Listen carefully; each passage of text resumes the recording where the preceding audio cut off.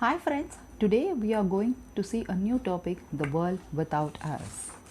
A monkey cone. One June morning in 2004, and Maria Santi sat against a post beneath a large palm thatched canopy, frowning as she watched a gathering of her people in Mazaraca. The hamlet on the Rio Combu and Endoran literary of the upper Amazon. Except for Anna, hair still thick and black after 11 decades. Everything about her recalled a dried lium pod. Her grey eye resembled two pale fish trapped in the dark eddies of her face. In a Piots of an Quincha and a nearly vanished language Zapra, she scolded her niece and the granddaughters. An hour past dawn, they and everyone in the village except Anna were already drunk. The occasion was Minga, a Moisoin equivalent of a band raising. 40 barefoot Japra Indians, several in the face point, sat jammed in a circle on long benches. To prime the men for going out to slash and burn the forest to clear a new cassava path for an Anna Maria brother. They were drinking chica, gallon of it. Even the children circled ceramic bowls full of the milky, sour beer brewed from an cassava pulp, fermented with the saliva of Zapara women who choose a vat of it all day. Two girls with a grass braided in her hair passed among the drove, refilling a chica bowls and serving dishes of catfish gruels. To the elders and the guests, they offered a hunk of an boiled meat, dark as chocolate. But Anna Maria Santi, the oldest person present, wasn't having any. Although the rest of a human race was already hurtling into a new millennium, the Zapra had barely entered the Stone Age. Like the spider monkey, from when whom they believed themselves descended the Zapra, especially still inhabitant tree. Lashing the palm trunks together with Bioko vines to support a roof woven of palm fronds. Until cassava arrived, plum hearts were their main vegetable.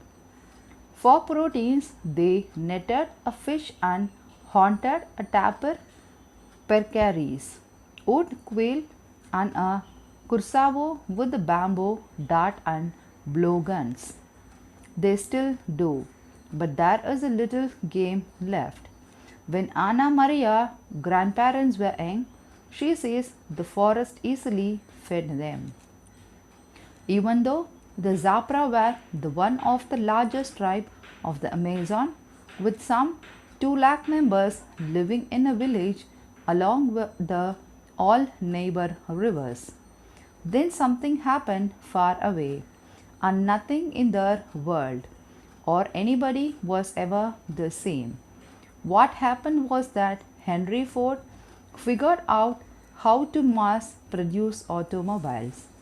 The demand of an inflatable tubes and tires soon found ambitious European heading up every navigable Amazonian stream, claiming land with the rubber trees and seizing laborer to tap them.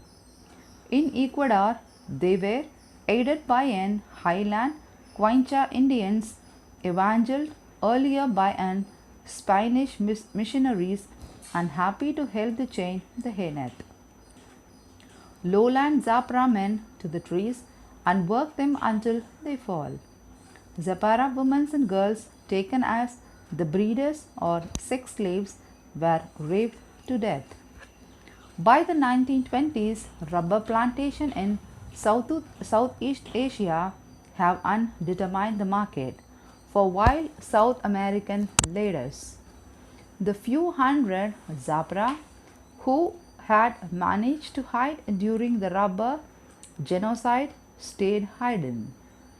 Some posed of an Quincha living among the enemies who now occupied their lands. Others escaped into Peru. Ecuador Zapra were officially considered existent. Then in 1999, after Peru and Ecuador resolved a long border dispute, a Peruvian Zapara salmon was found walking in the Ecuadorian jungle. He had come, he said, to finally meet his relatives.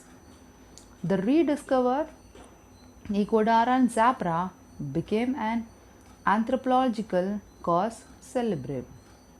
The government recognized their territorial rights, but to only a share of their ancestral land, and UNESCO bestowed a grant to review their culture and save their language. By then, only 4 members of the tribe still spoke it. Ana Maria Santi among them. The forest they have knew was only gone. From occupying Quincha, they have learned to fell the trees with steel matches and burn the stumps to plant cassava. After a single harvest, each plot have been fallowed for years in every direction. The towering forest canopy has been replaced by spindly second growth shoots of laurel, magnolia and copa palm. Cassava was now their ministry, consumed all the day in the form of chica. The Zapara have survived into 21st century, but they have entered it tipsy and stayed that way. They still haunted, but may now walked for days without finding a trappist or even quail. They have restored to shooting the spider monkey whose flesh was formerly tobacco. Again, Mana Maria pushed away the bowl preferred by her granddaughters, which contained a chocolate colored meat with a tiny tumbler's paw jutting over its sides. She raised her knotted chin towards a rejected boiled monkey. When we are down to eating our ancestors, she said, what is left? So far from the forest and savannas of our origin, few of us still sense a link to our animal forebears. That the Amazonian Zapra actually do it remarkable, since the divergence of an human from other primitive occurs on another continents. Nevertheless, lately we had a crapping sense of what Ana Maria means. Even if we are not driven to cannibalism, might we too face terrible choices as we sulk toward the future. A generation ago, human endured nuclear annihilation. With luck, we will continue to doggy that and other mass territories.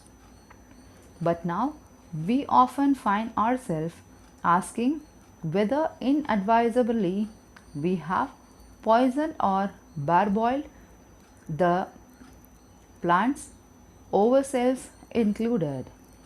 We have also used and abused water and soil so that there is a lot of less of each, and trampled thousands of a species that probably aren't coming back. Our world, some respected voices, warm, cold, one day degenerated into something resembling a vacant lot, where the crows and the rats shuttle among the weeds, preying on each other's. If it comes to that, at what point would the things have gone so far that all our wanted superior intelligence were not among the hard survivors? The truth is, we don't know, and conjecture gets molded by our obstinate reluctance to accept that the worst might accept occur. We may be undetermined by our survival instinct, honey, over econ to help us deny defeat, or ignore a catastrophic photons lest they paralyze us with the fright. If thou insist, dupe us into waiting until it's too late. That's bad. If the 40 of our residents in the face of mountain ohms, that's good. More than once, crazy, stubborn hope has inspired creative strokes that snatch the people from ruin. So let us try a creative experiment. Suppose snatched people from ruin. So let us try a creative experiment. Suppose so that the worst has happened. Human existence in a fate accomplished, not by nuclear calamity, Aristotle collusions, or anything ruinous enough to also wipe out most everything else, leaving whatever remained in some radically altered, reduced state, nor by some grim echo scenario in which we apologize the fade, dragging many more species with us in the process. Instead, picture a world from which we all suddenly vanished. Tomorrow, unlikely perhaps, but for the sake of argument, not possible, says a Homo sapien specific virus, naturally or diabolically nano engineered, picks up off but leaves everything else intact, or some misanthropic evil wizard somehow target the unique 3.9% of DNA that makes us human beings and not chimpanzees, a perfect way to sterilize our stem. Or say that Jesus, more on him later, or space aliens rapture us away, either to our heavenly glory or to a zoo somewhere across the gallery. Look around you at today's world. Your house, your city, the surrounding lands, the pavement underneath, and the soil hidden below that. Leave it all in a place but extract the human being. Wipe us out and see what's left. How would the rest of a nature respond if it were suddenly revived of the gentleness, pleasure we heap on it and our fellow organism? How soon would or could the climate return to where it was before we fired up all our engine? How long would it take to recover lost ground and restore Eden to the way it must have gleamed and smelled the way before Adam? Or a Homo habilis appeared? Could nature ever obliterate all our traces? How would it undo our monumental cities and the public works, and reduce our myriad plastic and toxic synthetics back to begin basic elements? Or are some of unnatural that they have been indistributable? And what of our finest creation, our architecture, our arts, our many manifestations of the Spirit? Are any truly timeless, at least enough so that the last until the sun expands and roasts our earth to a cinder. And even after that might we have left some faint, enduring the marks on the universe, some lasting glow or echo, or earthly humanity, some interplanetary signs that once we have here. For a sense of how the world would go on without us. Among the other places, we must look to the world before us. We are not a time travelers, and the fossils recorded is only a fragmentary samplings. But even if the records were complete, the future won't perfectly mirror the past. We have ground some species so thoroughly into existence that they or their DNA will likely never spring back. Since something we have done or likely irreversible, what would remain in our absence would not be the same planet had we never evolved in the first place. Yet it might not be so different either. Nature had been through worse losses before and refilled empty niches. And even today, there are still a few earthly spots where all our senses can inhale a living memory of this Eden before we were here. Inventively, they invite us to wonder how the nature might flourish if granted the change. Since we are imagining, why not also the dream of a way for nature to prosper that doesn't depend on our demands? Where are, after all, mammal ourselves? Every life from adds to its vast payment. With our passing, might some lost the contribution of our leave the planet a bit more improvised. It is possible that instead of heaving a huge biological sign of relief, the world without us would miss us. A lingering scent of Eden.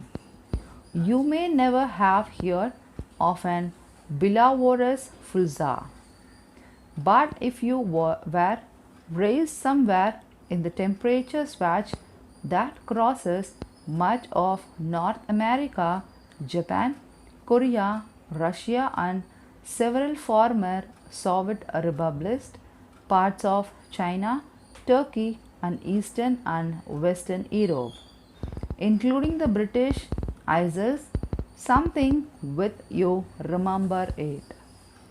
If instead you were born to tundra or desert, subtropics of tropics, pampas or savannas, there is still a place on a earth near to this Fusasa to stir your memory to. Fusasa, an old Polish word, means the forest primal, straddling the border between the Poland and Belarus. The half-million-acre of an Baloviza Fulasa contains the Europe last remaining fragments of the old growth. Lowland wilderness. Think of the misty, brooding forest that loomed behind your wilderness islet when, as a child, someone read you the Grimm's Brother fairy tales. Here, ash and linden trees towers near only 150 feet. The huge canopies shading a moist, tangled understory of an hornbeams, ferns, swamp alders, and crockery signed fungi. Oaks shrouded with 500,000 of mosses grow so immense here that great spotted woodpeckers store a spur cones in their 3-inch deep bark furrows.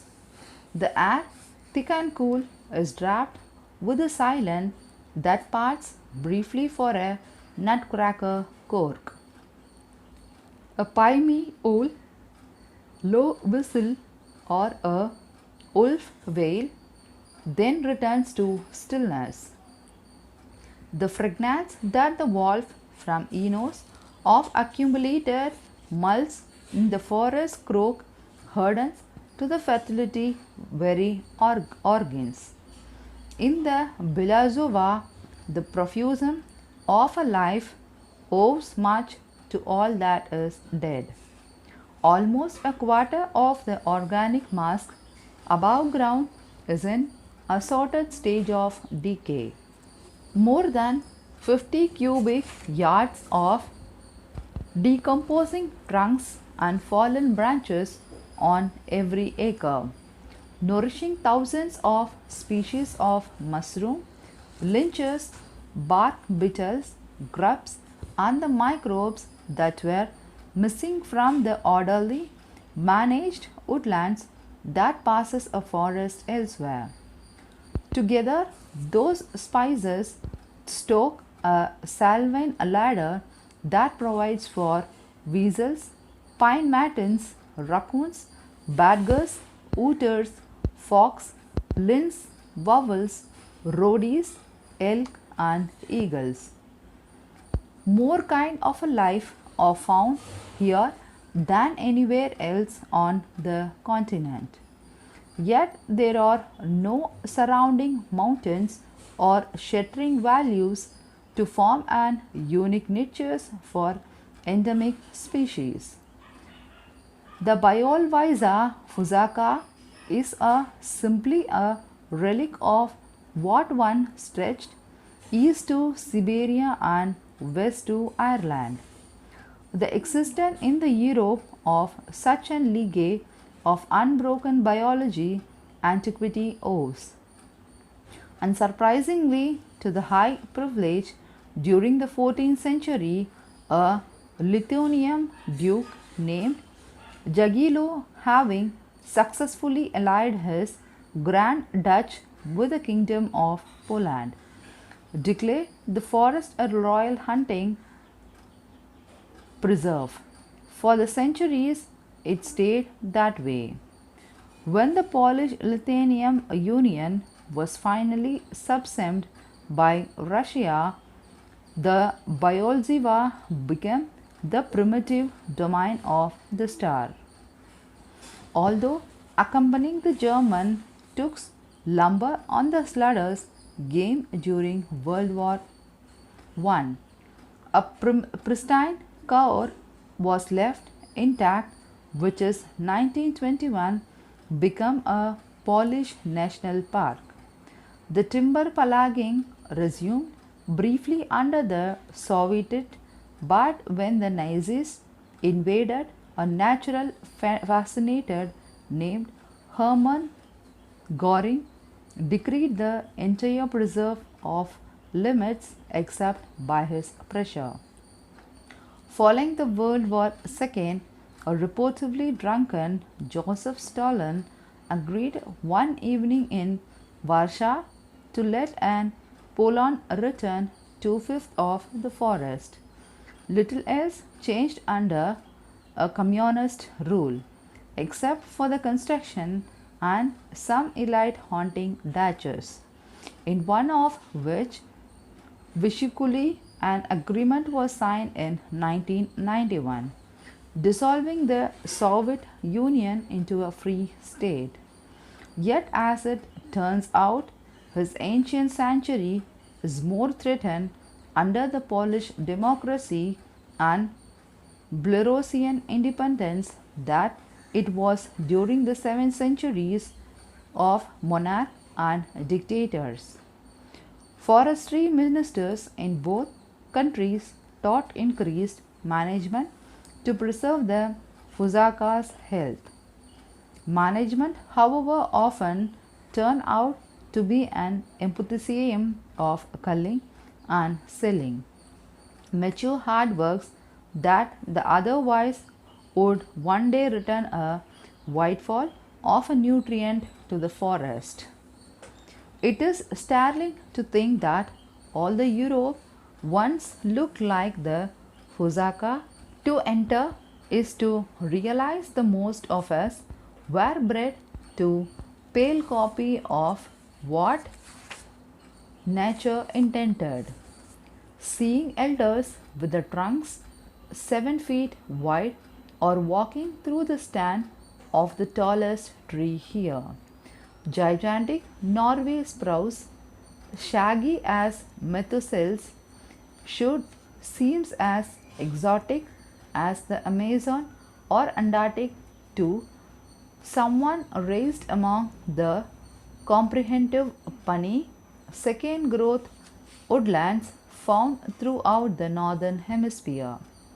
Instead, was astonishing is how primarily familiar is feel, and on some cellular level, how complete.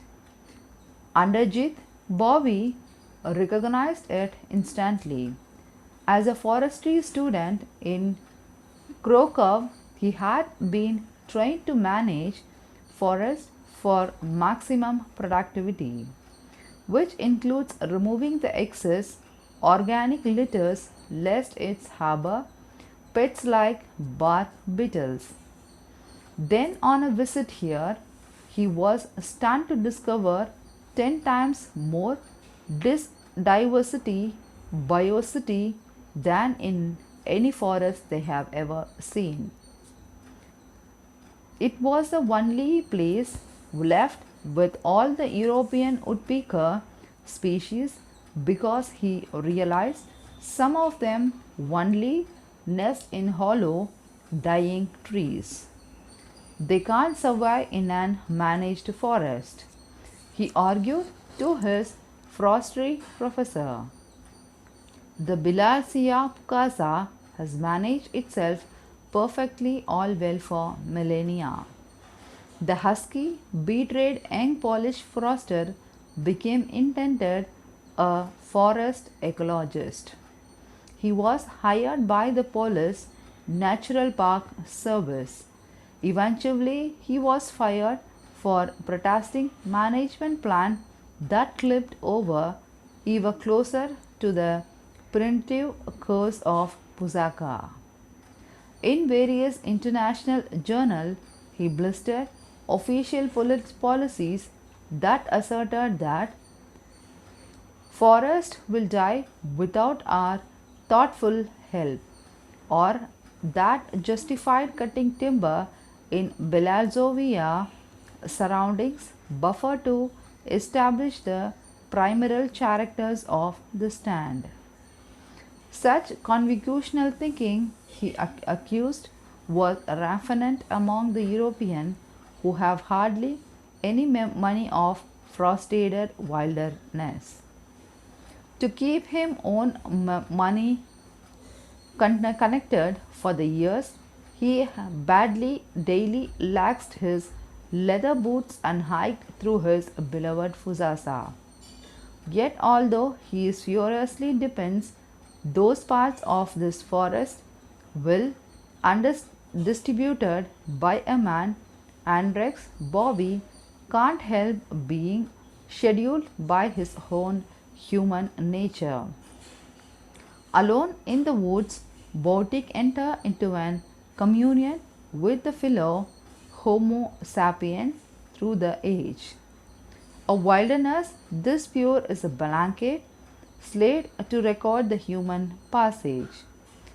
When a game when once used to fire to clean the parts of the forest for brose, stand off and bridge and trembling aspens attested to a time when enough for the unseeking species to recognize the game clearing.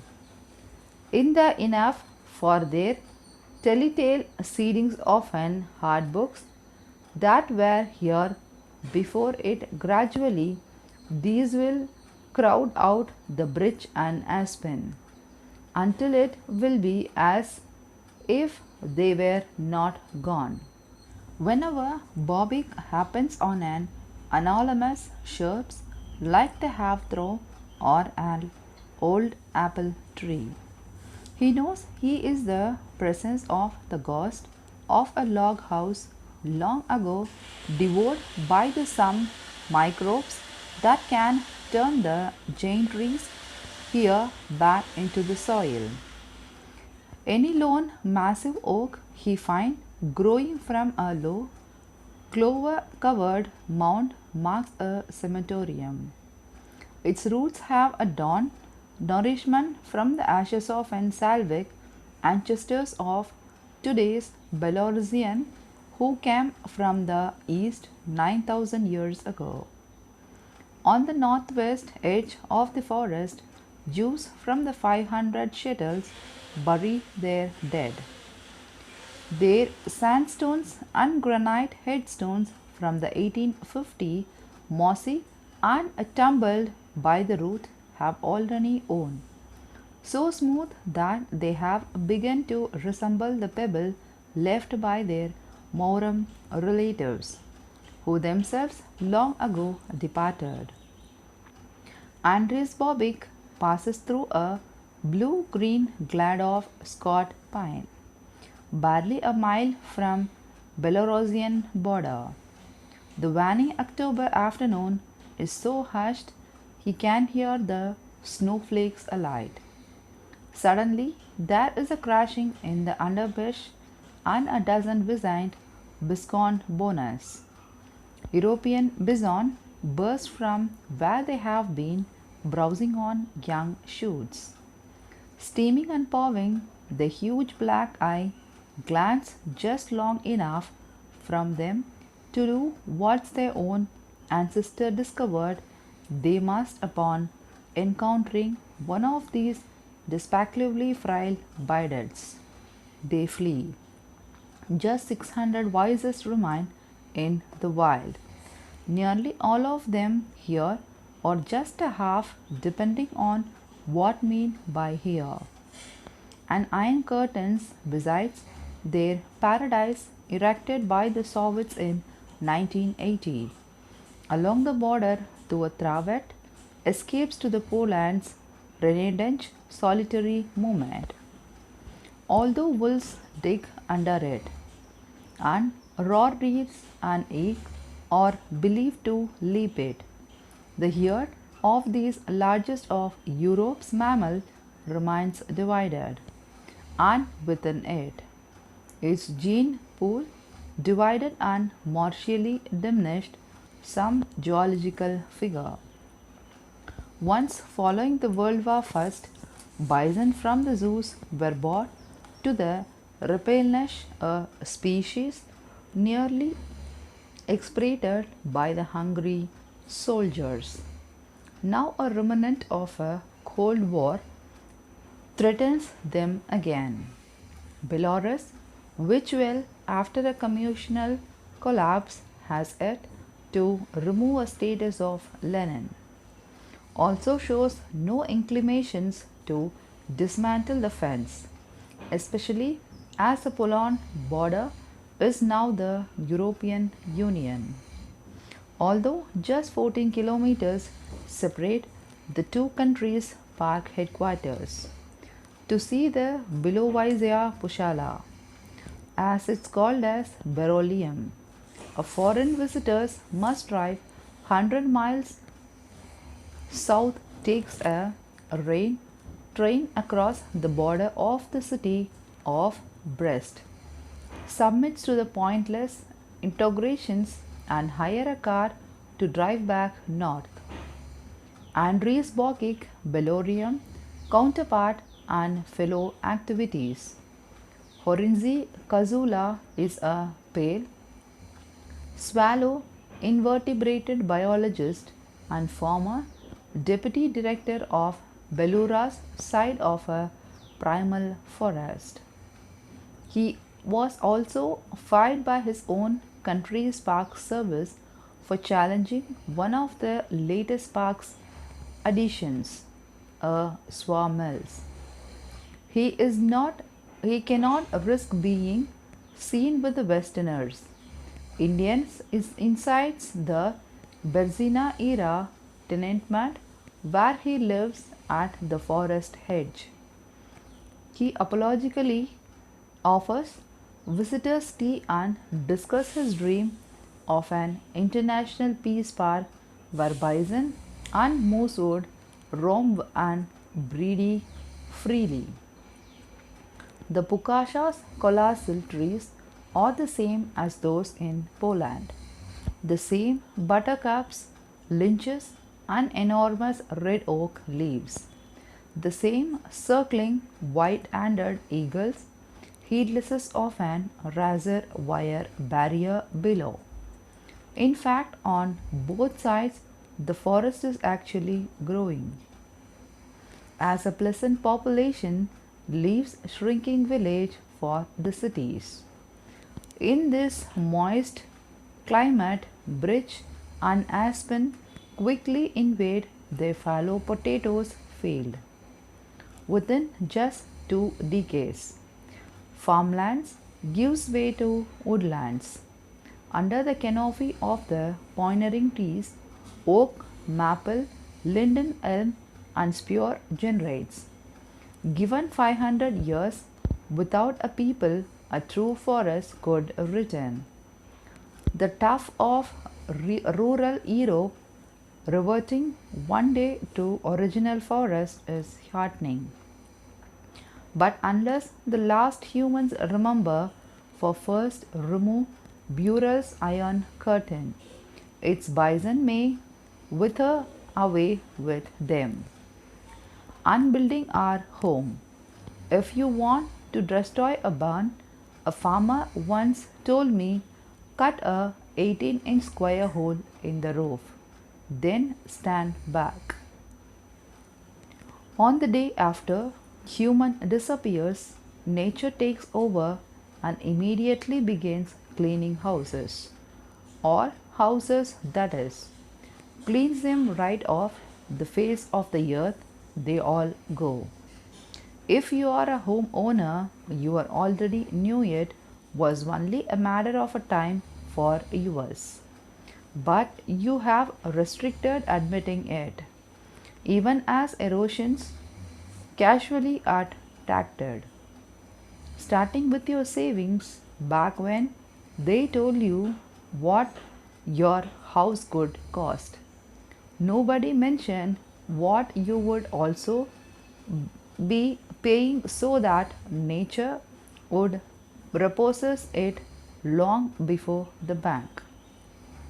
Even if you live in an denoted postmodern subdivisions where heavy machines mashed the landscape into submissions, replacing unruly natural flora with obedient sod and uniform stylings and paving a wetlands names of mosquito control. Even then, you know that nature wasn't fast. No matter how hermetically you have sealed your temperature, turned interior from the weather, invisible spores penetrate anyway. Exploding in sudden outburst of a mold, awful when you see it. Worse when you don't, because it's hidden behind a painted wall. Munching when you don't, because it is hidden behind a painted wall. Munching papers, sandwiches of an gypsum board, rotting studs and a floor joist. Or you have been colonized by the termites, carpenter ants, roaches, hornets, even small mammals. Most of all, though you are beset by what in other content in the versatile stuff of life. Water, it's always want in. After we are gone, nature's revenge for our smug Mechanist superiority arrived waterborne. It starts from the wood frame construction, the most widely used residential building techniques in the developed world. It begins on the roof, probably a flat or a slate shingle wanted to last 2 or 3 decades, but the warranty doesn't count around the chimney, where the first leak occurs. As the flashing separates under the rain's relentless instance, water sneaks beneath the shingles.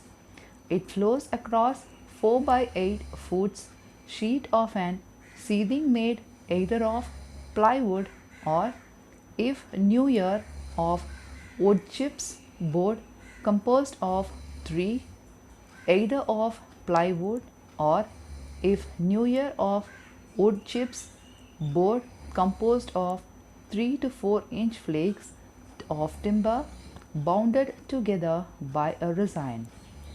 Newer it isn't necessarily better. Johannes von Born, the German scientist who developed the US space program, used to tell a story about Colonel John Glenn, the first American to the orbit the Earth. Second, before the lift off with Glenn strapped into the rocket we built for him. And the man's best effort all focused on that moment. You know what he said to himself? Oh my God, I'm sitting on a pill of an low beds. In your own house, new house, you have been sitting under one. On the one hand, that is all right. By buying things so cheaply and lightly, we use fever the world's resource. On the other hand, the massive trees that yielded the great wooden post and beam that still support medieval European, Japanese, and early American walls are now too precious and rare, and we are left to make to do with an gluing together smaller boards and scraps.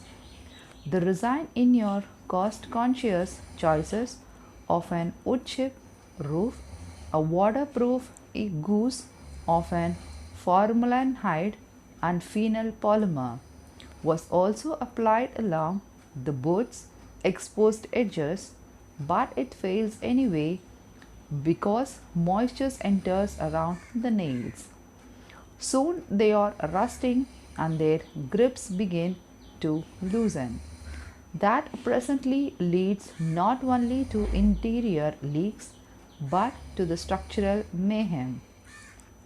Beside underlying the roofing, the wooden sheathing secures trusses to each other. The trusses, pre manufactured braces held together with metal connecting plates, are there to keep the roof from spailing. But when the sheathing goes, structural integrity goes within it. As gravity increases tension on the trusses, the half-inch pins securing their now rusting connectors plate full free from the wet oats, which now sports a fuzzy coating of an greenish mold. Beneath the mold, they drag the filaments called hypae or certain enzymes that break an cellulose and lengthen down into fungi food. The same things is happening to the floors inside. When the heat went off, pipes burst if you lived where it freezes, and rain is blowing in where a window have cracked from bird collisions and the stress of sagging walls. Even where the glass is still intact, rain and snow mysteriously inexorable work their way under sills. As the wood continues to rot, trusses start to collapse against each other. Eventually, The wall leans to one side and finally the roof falls in. That bran roof with the 18 by 18-inch hole was likely gone inside of 10 years. Your house lost maybe 50 years, 100 tops. While all the disaster was unfolding, squirrels, raccoons, and the lizards have been inside, chewing the nest hole in the dry wall. Even as the woodpecker ramped their way through from the other direction, if they were initially throttled by a lightly indurable sliding made of aluminium, vinyl, or the maintenance free Portland cement, cellulose, fiber, clapboards known as hiding plants. They merely have to wait a century before most of it's lying on the ground. Its factory impregnated color is nearly gone. And as water works, it is inevitable way into sockets and holes where the plants took nails. Bacteria are picking over its vegetable matter and leaving its mineral behind. Fallen vinyl siding, whose color began to fade early, is now brittle and cracking acids plasterized degenerate. The aluminium is in better shape, but salts in the water pooling on its surface slowly eat little pits that leaves a grainy white coating. For many decades, even after being exposed to the elements, zinc galvanizing have protected your steel heating and cooling ducts. But water and the air have been conspiring to convert into zinc oxide. Once the coating is consumed, the unprotected thin sheet steel disintegrated in a few years. Long before that, the water soluble gypsum is the sheet rock has washed back into the earth. That leaves the chimney where all the trouble began. After a century, it is still standing, but its bricks have begun to drop and break as little by little its lime mortar, exposed to the temperature swing, crumbles and powders.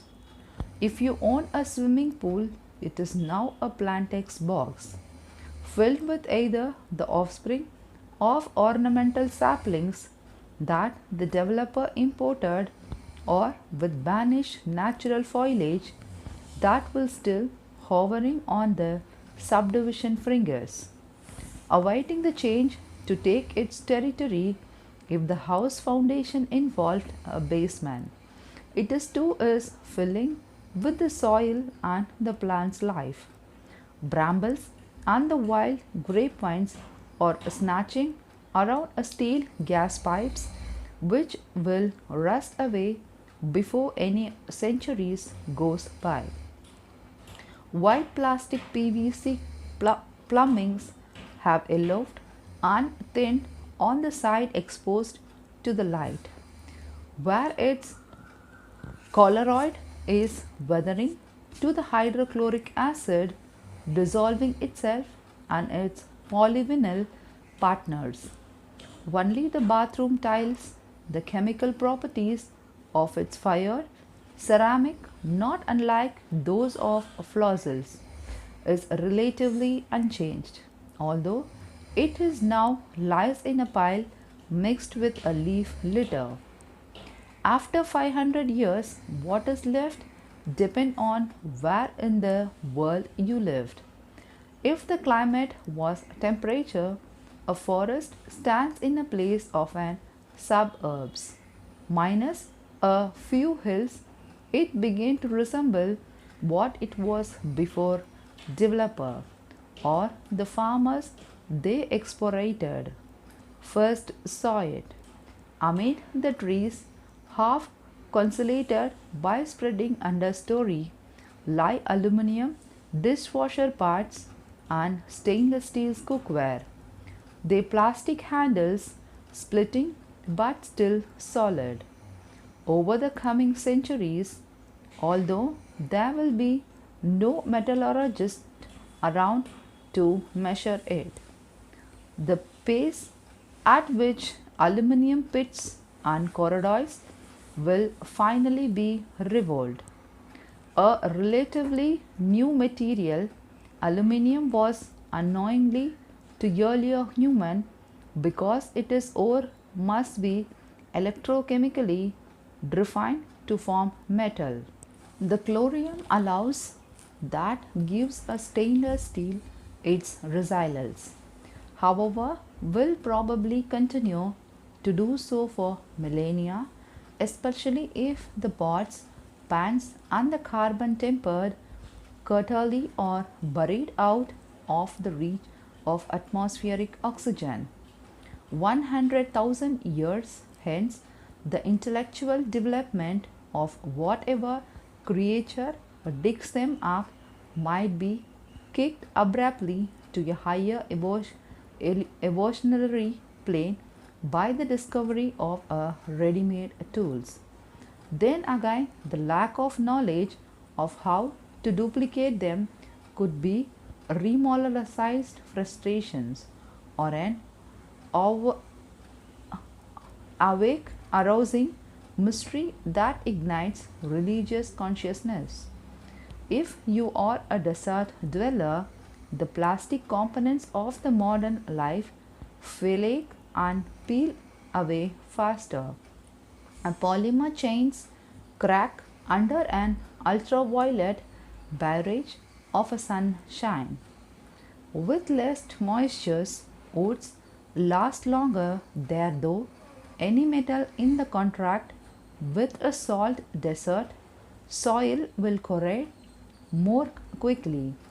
Still, for Roman ruins, we can guess that the thick cast iron will be around well into the further archaeological records. So the prospects of a fire hydrant sprouting at Miscaxi may someday be among the few clues that humanity was here.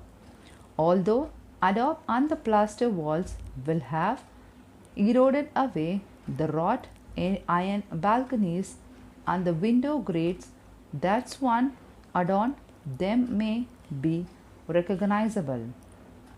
A bit airy as tulle, as corrosion eating through the iron encounters its matrix of indigestible glass slag.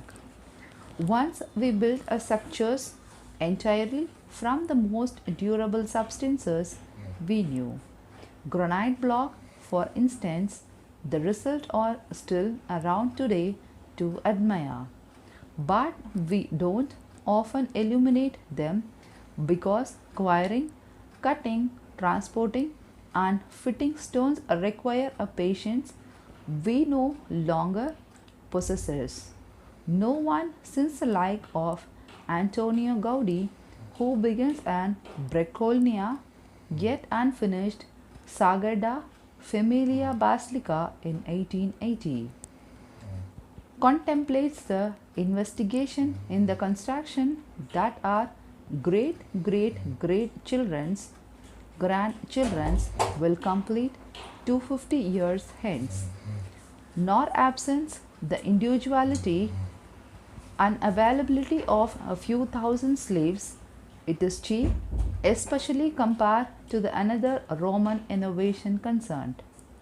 Today, that brew of a clay, sand, and a paste made of an calcium, ancient seashells hardened into an man-made rocks, that is increasingly the most affordable option for Homo sapien urbensis.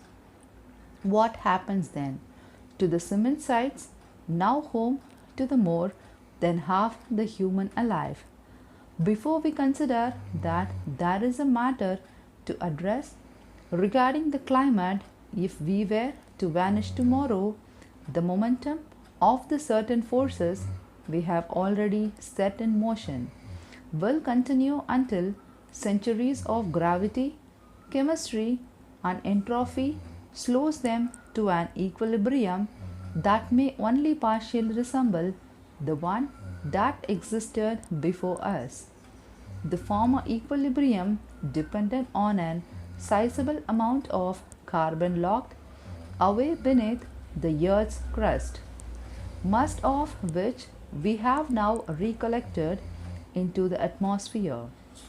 Instead of rotting, the wood frames of houses may be preserved like the timber of an Spanish galleons wherever rising seas pickles them into sea water.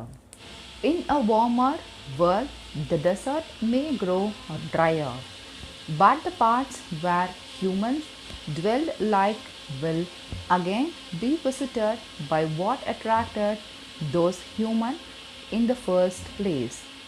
Flowing water from Cairo to the Phoenix, desert sites roses where the rivers need arid soil level. Then, as the population grew, humans seized control of those aquatic arteries, diverting them in a way that allowed for even more growth.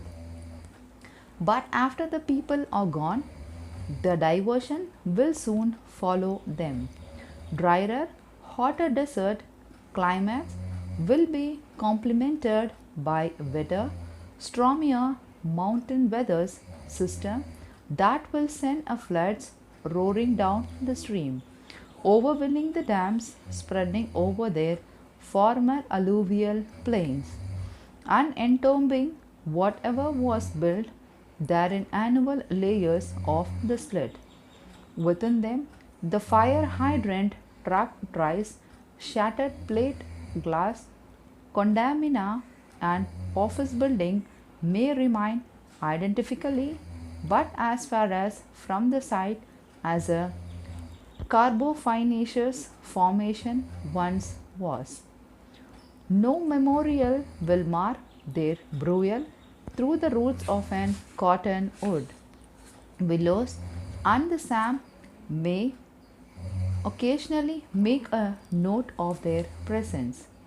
Only eons later, when old mountains have worn away and new one risen, will your young streams cutting fresh canyons through a sediments reveal what once briefly went on here.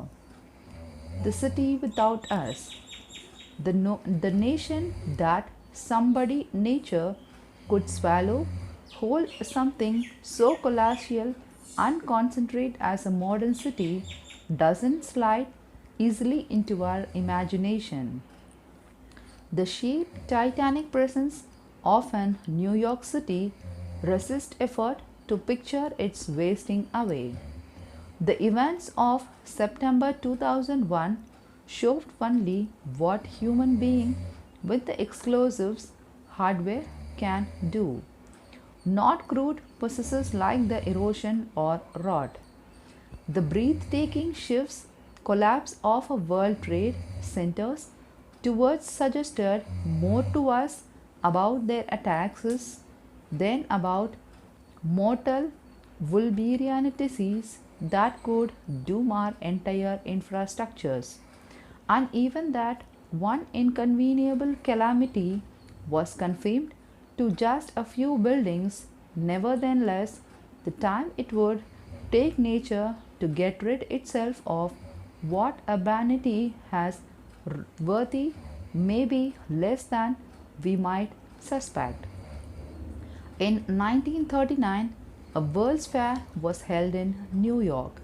For its exhibit, the government of Poland sent a statue of an Władysław Jalio, the founder of Białowieży Fuzaka, have been immortalized in bronze for preserving a chunk of an primeval forest 6 centuries earlier. By marrying its queen, Jalulia have united Poland and its Duchy of Lithuania. into European power. The sculpture portrays him on the horseback following his victory at the Battle of Grunwald in 1410. Triumphant, he hoists two swords captured from the Poland's latest vanishly enemy, the Teutonic Knights of the Cross. In 1939, however, the Poles weren't faring so well against some descendants of these Teutonic Knights. Before the New York World's Fair ended, Hitler Nazis have taken a Poland and the sculptures couldn't be returned to its homeland. 6 sad years later, the Polish government gave it to New York as a symbol of its courageous, battered survivors. The statue of an Jailog was placed in the Central Park overlooking what today it is called as Turtle Pond. When Dr. Eric Sanderson leads a tour through the park, he and his flocks usually pass Jailio without pausing because they are lost in another centuries altogether. The 17th. Benefited under his wide brimmed felt hat and trim beard carrying around his chin and a laptop jammed in his backpack, Sanderson is a landscape ecologist with the Wildlife Conservation Society, a global squadron of research trying to save an imperial world from itself. At his Bronx Zoo headquarters, Sanderson directs the Manhattan Project, an attempt to recreate virtually Manhattan Island as it was when Henry Hudson's crew first saw it in 1609, a pre-urban vision that attempts speculation about how a postman future might look. His team has scored original Dutch documents, colonial British military maps, topographic surveys, and centuries of assorted archives throughout the town.